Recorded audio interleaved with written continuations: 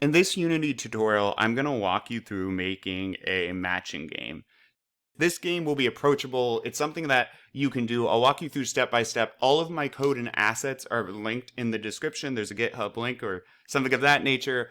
And I'm going to walk you through step by step how to make a simple yet fun game that, you can show off to a friend or just be proud of yourself for accomplishing something in Unity, a tool that has pretty much limitless possibilities. All right, I'm going to go ahead and dive into the tutorial. Today in Unity, I'm going to walk through making a simple memory or matching game. It's a great place to start in Unity. It's relatively straightforward. So new to Unity, intimidated by Unity, or just a bit rusty, this is a great project to start with. I'm going to go ahead and click New. And pada, we need a 2D project, and I'm going to just call mine Memory Game Video. Original, I know. And I'll hit Create. In a second here. And looks like we're all loaded. Perfect. Alright, so we have this empty project here. I'm going to go ahead and head into scenes and rename this from sample scene to game scene. I know. Originality is my thing. Alright, let's go back into assets, and I'm going to right click, and I'm going to go to create and folder, because first we're going to need some sprites. Okay, so for our sprites, let's go ahead, and I have mine all ready to go. So I'm going to go to my let me just shrink this down, my downloads folder, which I should have hiding, whoops, right here. Okay, so let me grab this, and here are the files I need. All of these files are public domain or Creative Commons, so I will post a link to get them in the description. I got them from Wikimedia Commons. They're a flat icon pack, I believe, something like that. Now that we have that straightened out, so this is going to be the top of the match card, and these are the faces, right? A nice simple game to get our feet wet in. Okay, and now with our scene, let's go ahead now and add the canvas, which we will need. So I'm going to go to UI and canvas, and there we are. We got our canvas, and we have our event system. So far, so well. And let's go ahead and grab our first sprite. So this is going to be the main card, or main token as I ended up calling them, because they look a bit more like tokens. But this is going to be the main one that we base everything else off of. So code back icon. And of course, the back of the cards is a coding symbol. I'm going to call this simply token. And that way we can keep track of it. I'm going to reset the transform. Always good to get into the habit of that. Okay, and so here's our main card. I know what I need right away is some code. So we have the front of our card, but I want the back. Before we get into that, double check. 16 by 9 is perfect. That is what I'm going to leave the game screen at. Okay, so let's go ahead and add component. And what do I want to add? Well, I'm going to want to add a main token script. So main token is what I'm going to call it. And hit new script and create. So now it should, let's head over to assets, and there it is. Let's keep things organized. I'm going to create a new folder for scripts, scene, script, sprites, lots of S's there. Main token. All right, and let me go ahead and double click. Mine's going to open in Visual Studio. And there it is. So they start us and update us. They give us these two functions to start. We're not going to need them, so I'm going to go ahead and get rid of both. Okay. And what we will need, though, is I want to be able to have a face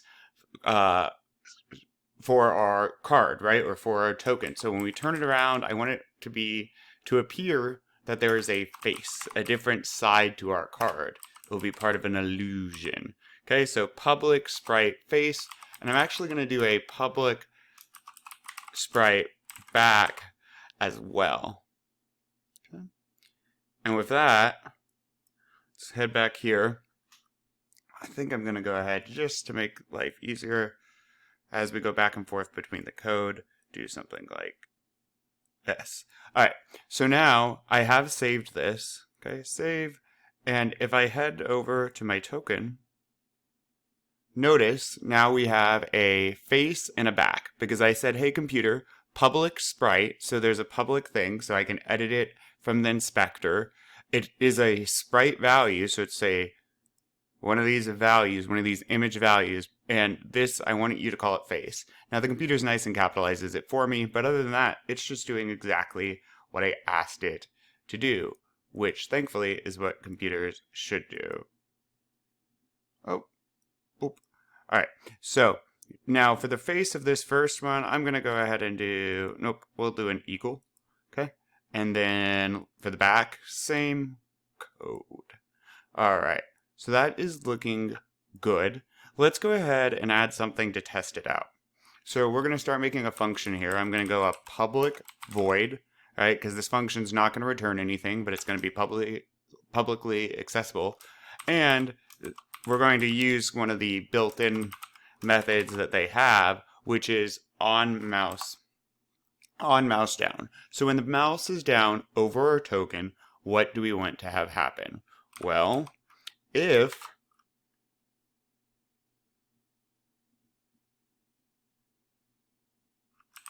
sprite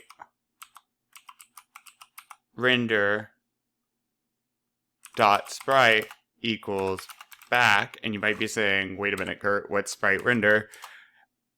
That would be a great question, because we haven't done that yet. Sprite render is equal to back, so we're asking if the sprite of this image is the back, okay? So let's go ahead and clarify what that is. Let's add up here sprite renderer. Okay, right up here. So now that clarifies that a little bit. And then we need our other function, which is just going to be a void awake. And what we're going to do in this awake, yikes, I need to stop doing that.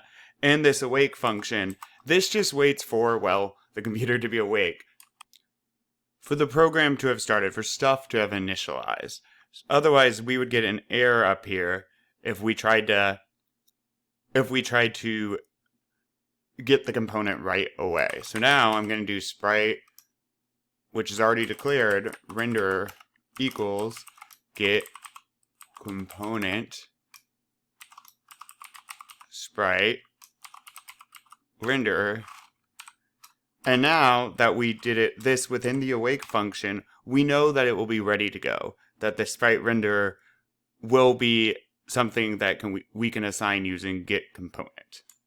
All right, now with that squared away, right, now that we have the sprite renderer, this method that's going to be rendering sprites, we're going to use it, and we're going to say, hey, sprite rendered, what is your sprite? Is it equal to the back of the card?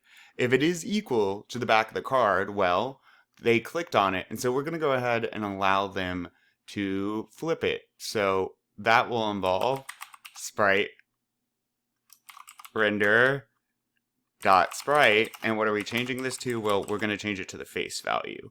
And then I'm just going to put an else, because if it's not equal to the back of the card, I know it's equal to the front of the card. So then, if they're clicking on it still, we'll set their sprite equal to the back of the card.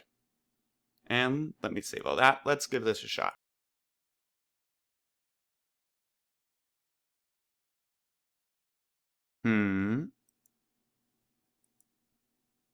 Ah, this I do all the time. Collider. We need a collider.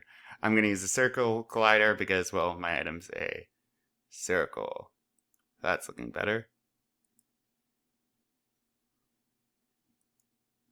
Eagle, not an eagle. Eagle, not an eagle. Eagle. All right, so that obviously is so far so good. Here's the thing, though. We want more than one card, more than one token, right? We want a matching game. So that means we need an array. So our sprite face is going to go to sprite faces, And what will happen then is we're about to have a bunch of extra options pop up over here.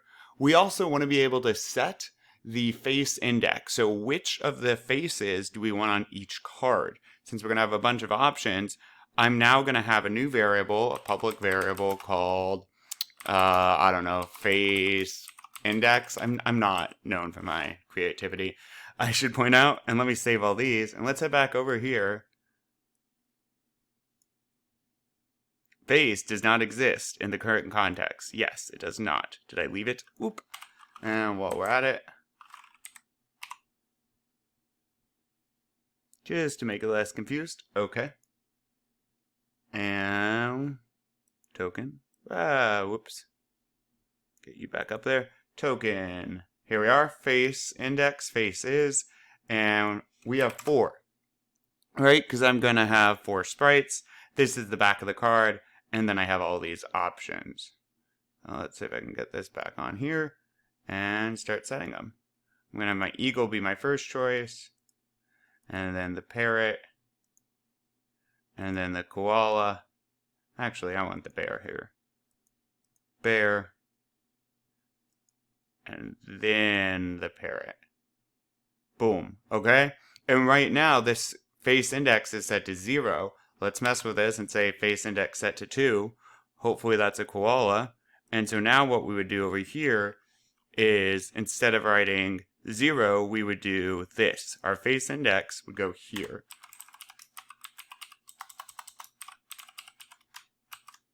I'm hitting Control S a lot to save. If you do not save, it won't show up over here when you make changes.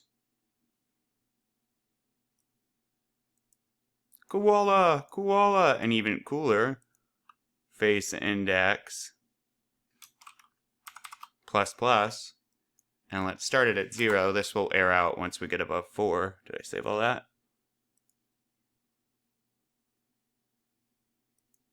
Eagle, bear, koala, parrot, bah! Alright, so awesome. That is looking good. Good. What's going to be up first? What's going to be up next for us then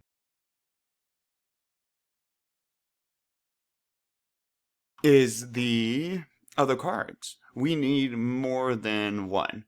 So how can we do that? Well, to be creating more than one, we're going to need something outside of this token here. Because we're not going to be creating more than one card inside this card itself. What we're going to do instead is we're going to create a empty game object, and I'm going to rename this game control. Why not? Because it's going to control the game. See what I did there? And I'm going to call the script game control. Create. All right, let's get this adjusted though into our scripts to keep things tidy.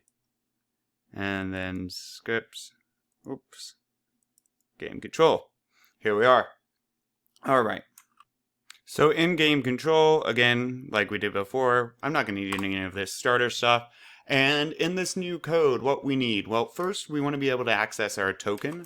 So game object token, okay? And then what we're going to need to do is, how should we organize this? Yeah, let's go ahead and actually, let's do a void start, which is the starter code they gave us that I deleted right away. We'll use it this time. It's not super common. I guess it is for some. All right. And then what do we want? Well, a few things. We need a float y position equals, and I was liking, I think, 2.3. So this is going to be the y location of the first row in our memory game, right? And then I'm going to have a float x position is going to be equal to -2.2. Okay? And this is probably just saying is a sign, but it's never used. Yes. While I'm doing this, let's go ahead and grab this token and let's scale it down. Big. I'm going to do a 0.4 and a 0.4. No, I'm not. I'm going to do 0.6, hopefully 0.6. Yeah, that's looking a bit better.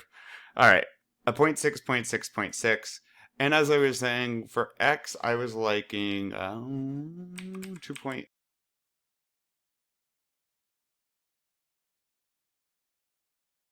No, I was liking negative 6.2. Let me zoom out a bit. There, that will help. And then for, yeah, for y, I was thinking more of a, let's do a 2.3. Okay. So that will be those starting positions. And then I'm going to hit save. All right. Now let's go ahead. I have these floats, and we're going to use them for the creation of more clones, more instances of what we have already done, our token here. So and how many do I want? I'm going to use 8, right? Because we have 4 sprites, so they each need a match. That's 8 total. 4 into I is going to be equal to 0. I is less than 7. And that's because we already have 1 token, so we're only going to need 7 more. I plus plus, because we only need 7 clones. Whoops, I plus plus. And boom. Now, what do I need in here? Well, if I'm going to be creating these clones, I'm going to just say var temp equals instantiate. There's a big fun word. Instantiate is just a temporary object, right? Because this is going to be a clone of our coin, a clone of our token, and it's a temporary one. As long as the game's running, ours will exist, but it's not there when the game is off, if you will. So instantiate, what are we instantiating? The token, and we're going to make new vector 3, and what we need now is that I'm going to go ahead and hit enter, x position, comma, y position, and its z will just be 0, so that's going to go here. And then I'm going to put a comma here, not a semicolon, right? Comma. And what's going to go under this is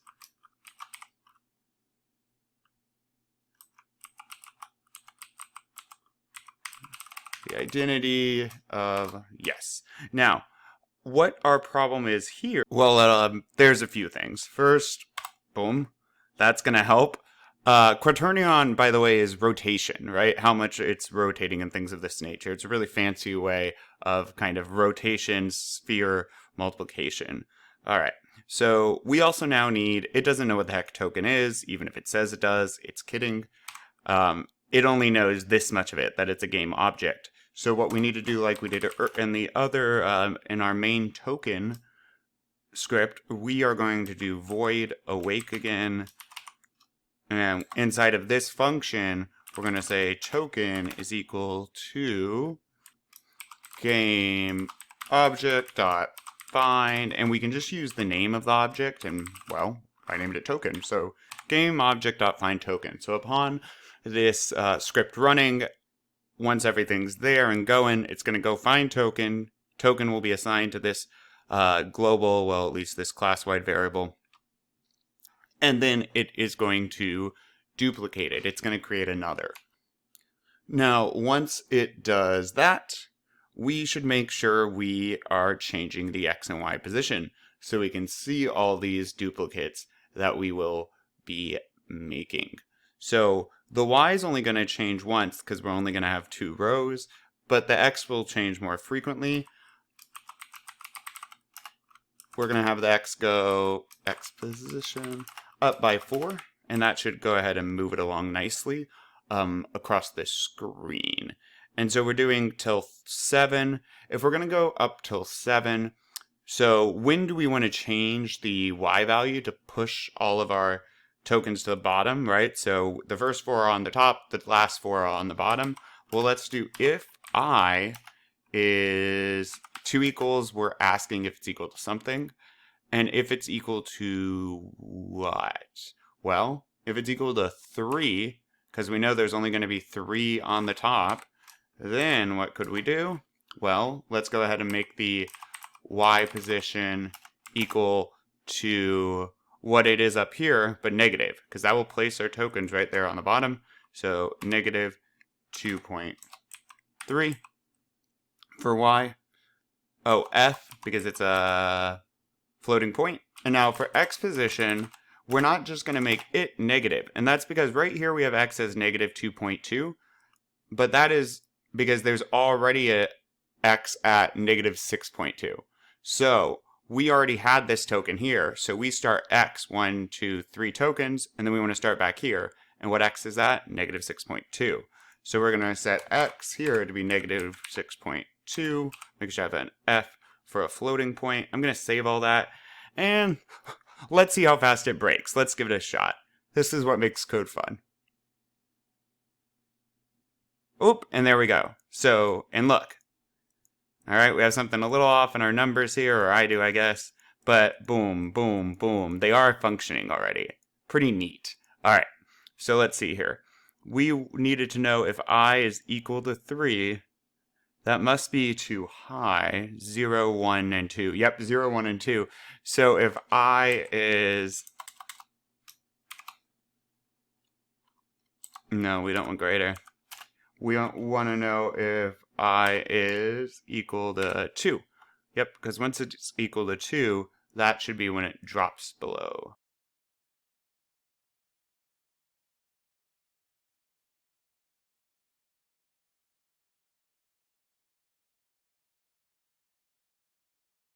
And this is looking great. Awesome. So we have our tokens, and you can see how quick it is to get those set up. Now, we're going to get to some tricky parts. We want to, 1, make sure that there's only 2 of each kind, and 2, make sure that it's as close to random as a computer can do. Okay? So, for that to be possible, let's add a few things here. Under token, I'm going to want to use a list. So I'm going to have a list int, okay? Face indexes equals new.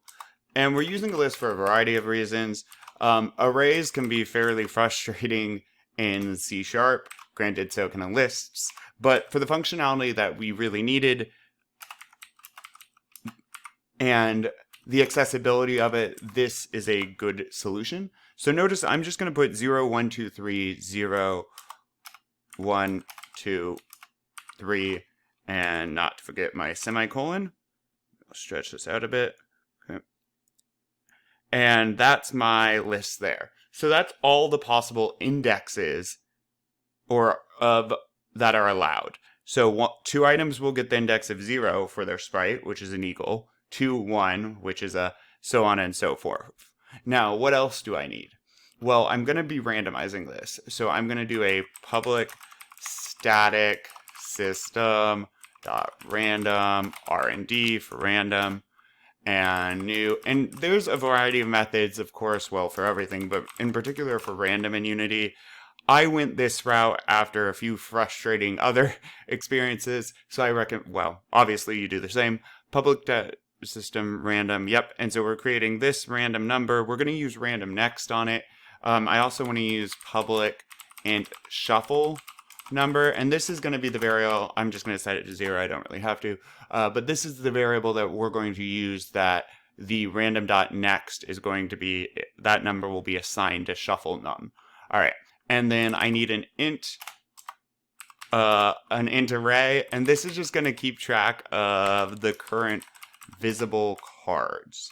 And I'm going to set it equal to -1, -2, so I know if nothing is there. All right, that is looking good. I have no desire for this to be private. It doesn't really matter. Okay, I'm going to save all that for now. So now that we're getting these variables laid out, let's go ahead and let's make sure we know the original amount of... No, we can hard code that. Okay, so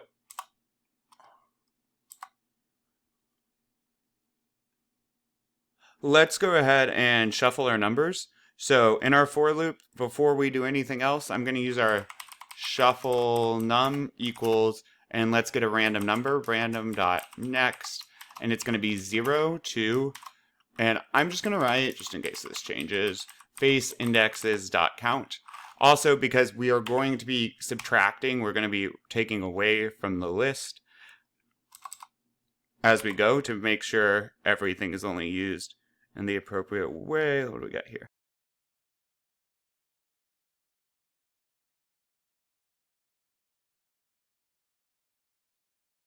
Oops, I should have it like this. There we are. And I'm actually, yeah, let's say, I'm going to use int original length, since we will be taking away from face indexes as we assign those index numbers to different sprites or to different game objects. I'm going to keep track of it by original length. And so what I'll do down here to know if I'm halfway through is I'm just going to do paste, whoa, not that, original length over to -2, because we already started with 1 and we'll be 1 over. So original length divided by 2 -2. And so I equals, there we are. So if I is equal to the original length divided by 2 -2, we know we're at that center point where we should drop back down and do the next line. All right. So here we are.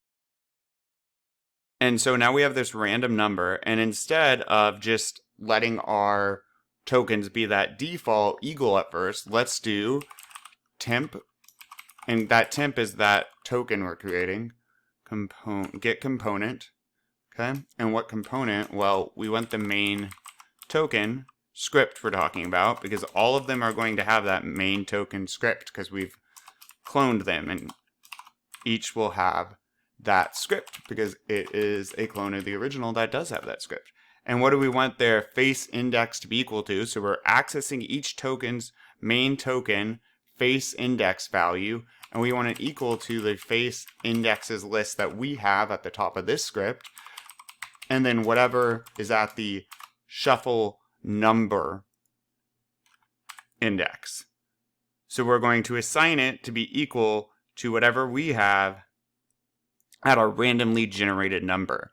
And then to make sure each thing only gets, each sprite image is only assigned to 2 game objects, we need to make sure to take our face indexes and do remove face indexes shuffle num. And so we'll assign that index to something, but then we're getting it out of our list. We're removing it entirely. And so then it won't be used over and over and over. It can only be used, well, once, but in actuality twice, because there's 2 of each index number. Let's go ahead and give this a shot.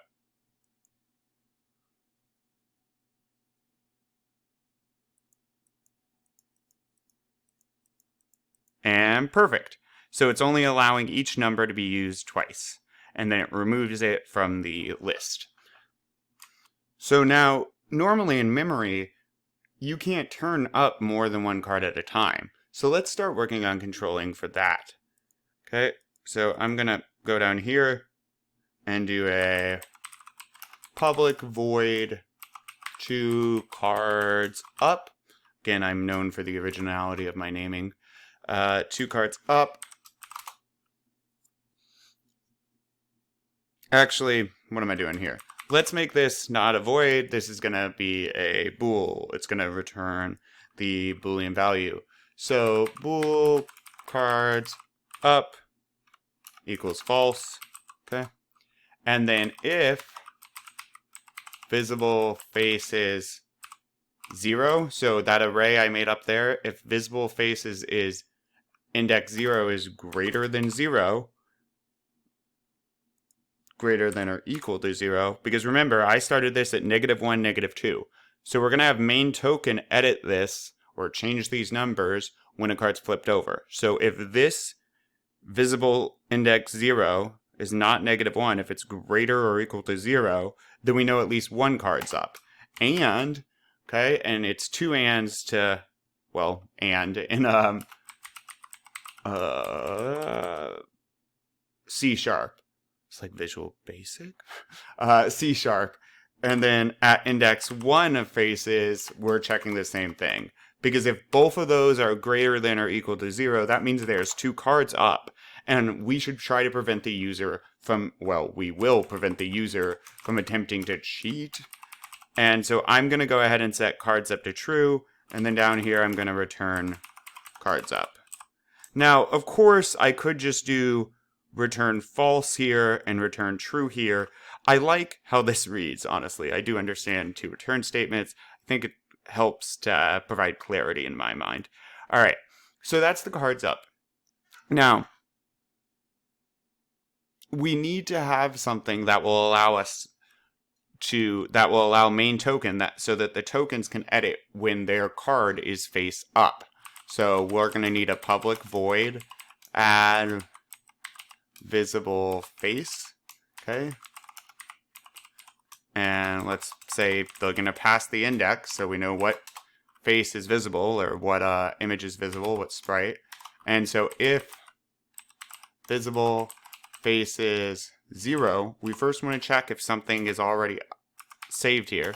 If visible face is 0 equals -1, meaning that spot's available, right? That's the default value, nothing's there. Well then, and we're going to put visible faces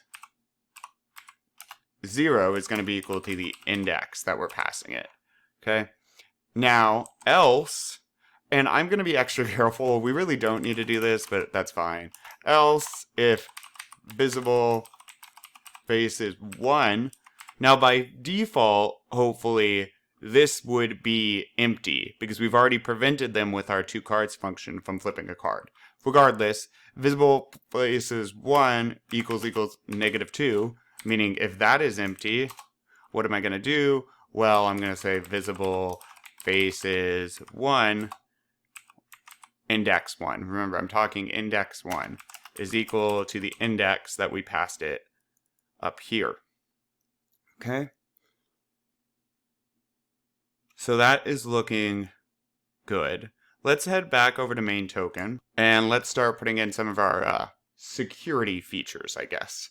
So if sprite's back, yeah. Now, what do we want to know? We want to make sure, like, okay, so the mouse is down and the sprite's on its back. But that's not good enough anymore. We're going to say if, oh, and that reminds me, we're going to need to add a game object.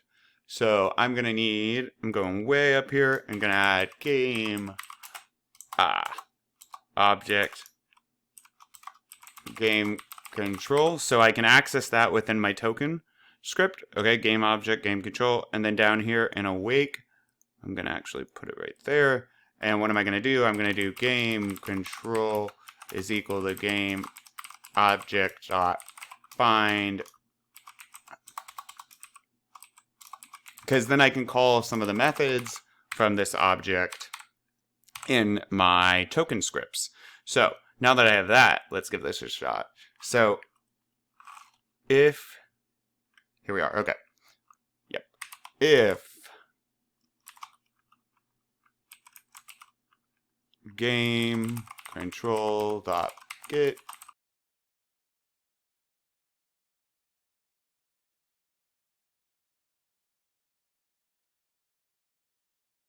so remember what, let me just grab this.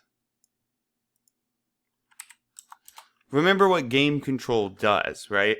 Game control, or two cards up right here says, two cards up says if visible faces at index 0 and 1 are greater than or equal to 0, then return true, else false. So two cards up is telling us, hey, are there two face cards up? And if this is equal to false, meaning there's not two face cards up, I'm going to allow them to change the sprite to the face of it. So I'm allowing them to turn their sprite over. If this, let me get rid of that plus plus, by the way.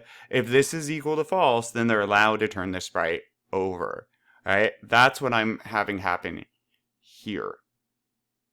So that also means, though, what do I want to do once that occurs? Well, I'm going to use something else that I have access to now, which is gameControl.get component game control, which is going to be the game control script dot add visible face and now face index.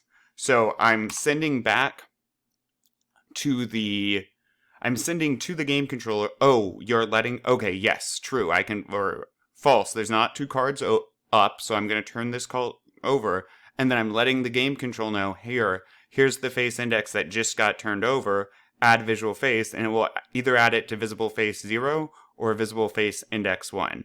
Index 0, index 1. Okay? Now, that being said, what happens when they flip the card back over? What if we need to get rid of that visible face? Because, well, the face is no longer visible. So, what I'm going to do now is add right here public void remove visible face, and then I'm still going to need the index, right? So what was that index they sent in? Because I'll get rid of it now. If, and I'm going to cheat here, I'm going to highlight this stuff, I'm going to say copy, I'm going to say paste. So if -1, nope, if it equals index, so if that first spot equals index, I'm going to turn it into a -1. If that, otherwise, if this spot equals index, I'm going to turn it into a -2, and I'm in a -1 here. There we are. Okay, and so now when I click on it to flip over, there I need them to do remove visible faces. So just like this, copy, except down here, when I turn it back over, I'm going to paste this, and instead of do add, I'm running the method remove. And so I'm going to remove that from the visible faces array. All right, and now let's do a check match function. Public, how am I going to do a check match? Well, remember, my visible faces array has the two indexes. So this is a 0 and a 0 or a 1 and a 1. That means currently they have if it was a 1 and a 1, they'd have two bear icons facing up. So we want to know. All right, so public bool check match int index. Okay. Bool success equals false. Really don't need the integer parameter, but bool success equals false if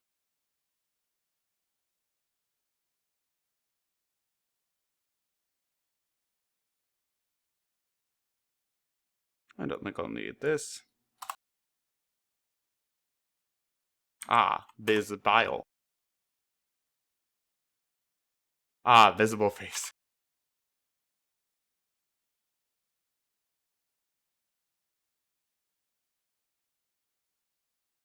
So if visible face is 0 index is equal to the number in the 1 index, well then let's go ahead and reset these. Visible faces, yikes. Gonna be -1, equal to -2, and then let's say success is equal to true, and let's return success. Again, I am fully cognizant that you might just want to do two return statements. It's somewhat of a personal preference to have success equal to false at first, and then true here, and then just return success. I think it's a bit more readable. Okay, now we need to put some of this to use. Not all of this is going to be in use yet. So we are headed back over to main token. Now in main token, let's see. We want to know matched. All right, let's make a we're going to call it matched too. All right. Public boolean matched equals false. So right now there's no match. Now, if the mouse is down before we let them do anything, so their mouse is down, I want an if matched equals false. So they're only allowed to flip this card if it is matched. If it is not matched. Otherwise, we're not messing with that. That was the bad way to do that. Let's do it like this. There we are. So if the card is not matched, then this will run. Otherwise, no. You're not running this if it's matched. Okay? But we never ask if it is matched. So to do that, down here, we have a function now. So I'm going to do match it's going to be matched is going to be equal to the game control dot get component, right? And then what component game control, which is we're again accessing the script. It might have been faster for me to make a variable and use it throughout for accessing the game control script, but regardless, I think it's nicer to, especially starting out, to be able to see directly these connections and how things are running and where they're located. So game control, get component, game controller, check, and now we're going to run that check match function, okay? And running this, remember, it returns a boolean true or false if there's a match. So if there is a match, true, the user will no longer be able to flip this card over. Okay, so that's looking good now too. Let me save all of this, save all of this. Let's test this out some. Okay, so it should load up our cards. There we are. Eagle, parrot, that's not a match. And notice I can't click extras. Okay, I'm going to put both of those down. Ooh, I found my eagle here. So now I have 2, okay, but I should be able to keep clicking. Yep, and now I have a parrot. But watch, let's see if I can flip. This parrot I can't flip over. It's a match. Why would this happen? 3 eagles. I know why. It is because we need to go back over to game controller. That original script, when we originally are assigning our faces, our first one's always going to be an eagle. Because even though we only let this go to 7, we never asked it to set up the original token with a different face. To do that, way down here, whatever's left in that list that we set up, because there's 8 numbers, remember, this list, 0, 1, 2, 3, 0, 1, 2, 3. So whatever's left is what we're going to have our first card be, because each time we are creating a new clone of this item, here, one sec, let's do this.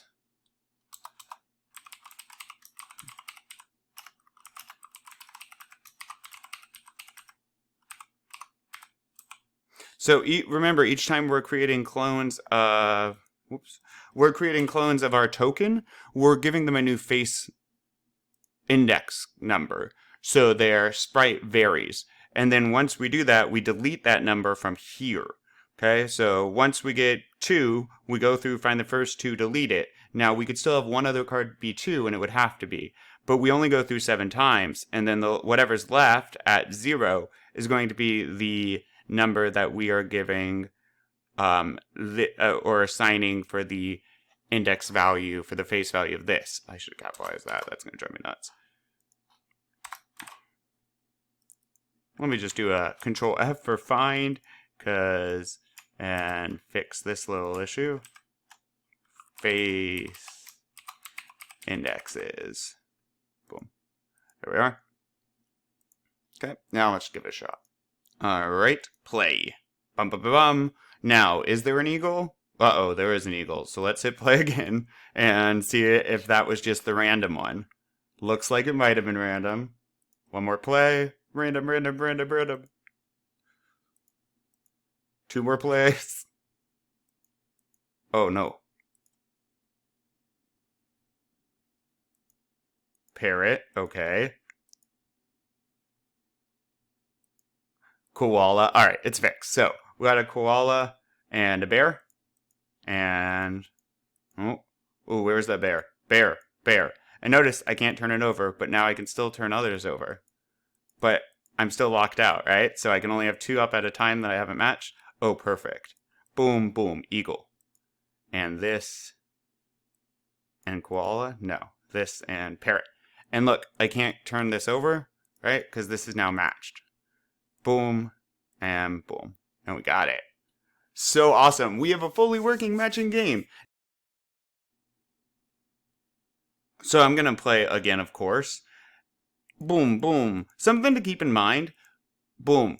With our awesome matching game, we do lock the last card that's hit, but a feature you might want to add is locking both of them, right? So the last card picked can't turn over, but the other one we didn't actually freeze. We only froze the last card that was picked in a match. And that might be something that you want to add yourself. But regardless, we have this cool, fun matching game. Pretty straightforward, and hopefully it made Unity somewhat approachable to you. I'm going to post all of this, a link to my GitHub and all of the stuff I have here for you to access, for you to check out. If this was helpful, if you liked it, if you're still watching it, yada, yada, yada, please hit like, please hit subscribe. It gives me warm fuzzies, makes Earth better, and stuff like that. I'm going to continue to test my matching skills.